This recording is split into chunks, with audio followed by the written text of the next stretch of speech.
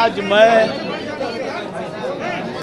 सबसे पहले मैं श्री तेजस्वी यादव जी, हम लोग के पूर्व से लेकर के आज तक आगे भी हमारे अभिभावक श्री जगता बाबू हमारे साथ यहाँ उपस्थित फुलवारी प्रखंड की प्रमुख और अंबेडकर हॉस्टल और अंबेडकर छात्रावास और अंबेडकर के आंदोलन के बड़े नेता अमर आज़ाद जी, ये सब लोग यहाँ पर उपस्थित हैं और कई हमारे नेता लोग उपस्थित हैं। मुझे सबसे पहले मैं आज भावुक हो रहा हूँ अपने घर में आकर के वापस आकर के कि जो सामाजिक न्याय की लड़ाई लड़ने के लिए हम लोगों ने राजनीति में आए थे, वो राजनीति यहाँ से जाने के बाद तो सामाजिक न्याय की लड़ाई वो बदल रही थी और वो पटाक्षेप हो रहा था। मैं हर समय कोशिश किया कि सामाजिक न्याय की लड़ाई लड़ी जाए, क्योंकि श्याम रजक कभी सामाजिक न्याय के लड़ाई में उनके साथ कोई समझौता नहीं किया है। और हमारे नेता आदरणीय लालू यादव जी ने ही हम लोग को बताने का काम किया था कि सामाजिक न्याय की लड़ाई लड़ते रहना है, क्योंकि देश के जो गरीब गुरबा हैं, जो पिछड़ा है, जो दलित हैं, सवर्ण में जो गरीब हैं, तमाम लोग आज अपने आप को बहुत ही बेचार हैं, लाचार हैं और उनकी स्थिति बड़ी ही नगण्यता है।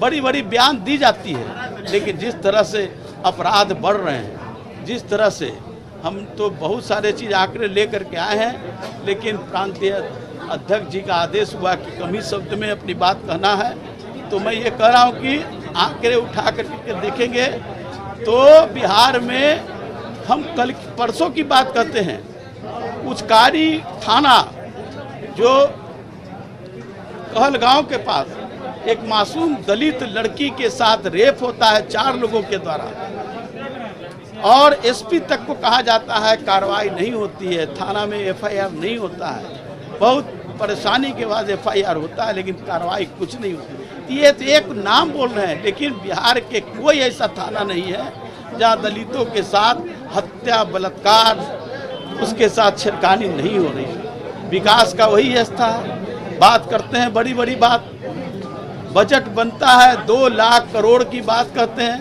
खर्च होता है 11%, 2%, 9%, क्या हो रहा है? तो आप बात कर रहे हैं अनुसूचित जाति के लिए 1700 करोड़ रुपया हमने दिया, खर्च हुआ सिर्फ 11%। तो ये क्या दर्शाता है? और दलितों के प्रति जो उनका जो रहा है नज़रिया, चाहे वो श्याम रजक हो चाहे और भी लोग हों, आम जनता के साथ भी रहता है जो प्रतिनिधि रहे। मैं जब 2 अप्रैल को दलित उत्पीड़न अत्याचार अधिनियम के सवाल पर जब विधानसभा में घेराव किया था, तेजस्वी जी थे प्रतिपक्ष के नेता के हैसियत से वहाँ, और इन्हीं के नेतृत्व में जब हम लोग सब लोग बेल में आए थे, हम सत्ता में थे लेकिन हम लोग भी बेल में आए थे और वही खटक होने लगा कि दलितों की बात कहने वाला कैसे हो सकता। ये सारी बात है और इस लेकर के मैंने इस्तीफा की बात कही और मंत्रालय हमारे लिए कोई सुख सुविधा नहीं है। हम तो कई बार मंत्री रहे, आदरणीय लालू यादव जी ने, श्रीमती राबड़ी देवी जी ने हमको मंत्री बनाया, लेकिन मेरा चेहरा आप लोग खुद मूल्यांकन करते होंगे।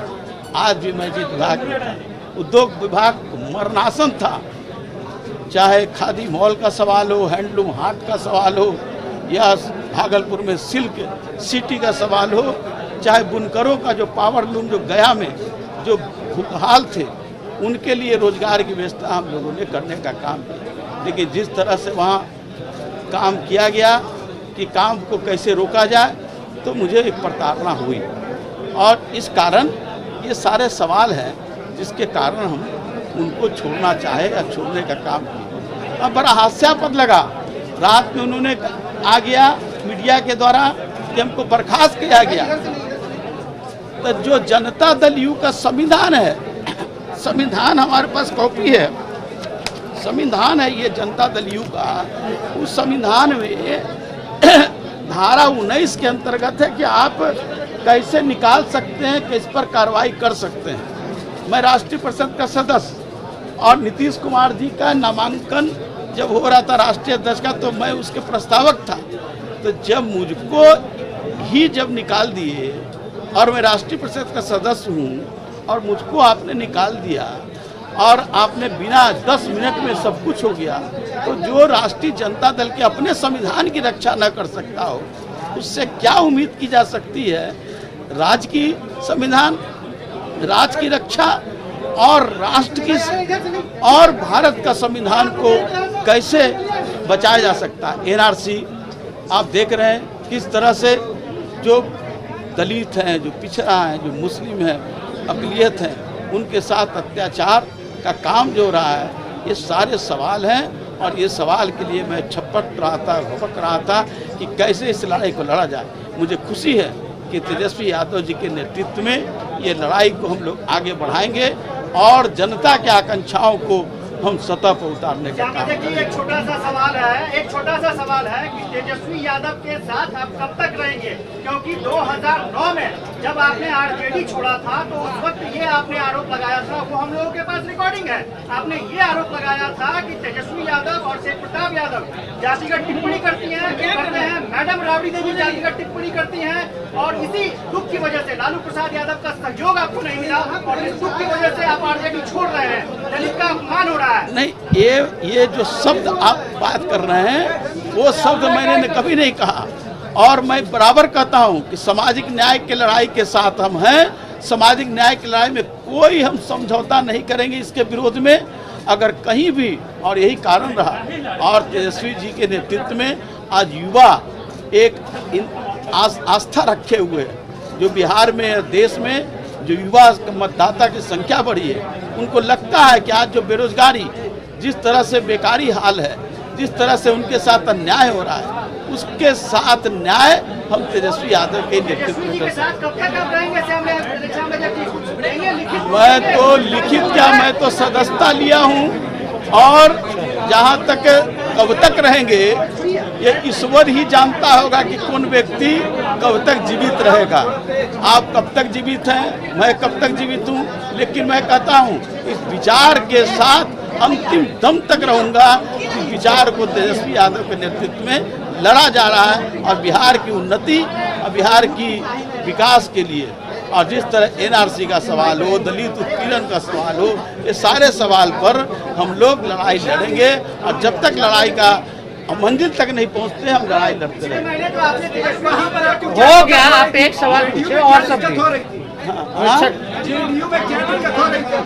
हमने पहले ही कहा कि विचारों की लड़ाई रही है। जिस तरह विचार हमारा रहा है, उस विचारों का भैया दोहन हो रहा था, उत्पीड़न हो रहा था, अत्याचार हो रहा था।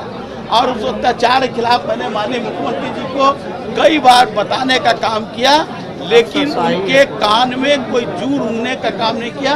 जो अफसर कहता है वही वो करते हैं। आज भी वहाँ कई मंत्री, कई एमएलए, कई जनप्रतिनिधि अपने आप को प्रताड़ित महसूस कर रहे हैं। आगे आगे देखिए क्या होता है हाल। तो क्या आगे और मंत्री भी क्या नाराज चल रहे हैं? आगे और मंत्री भी आ रहे हैं। सारे लोग बेहाल हैं, प्रताड़ित हैं, और सब लोग निराश हैं। आगे आगे देखिए क्या होता है, ऐसा देखिए आगे आगे होता है क्या।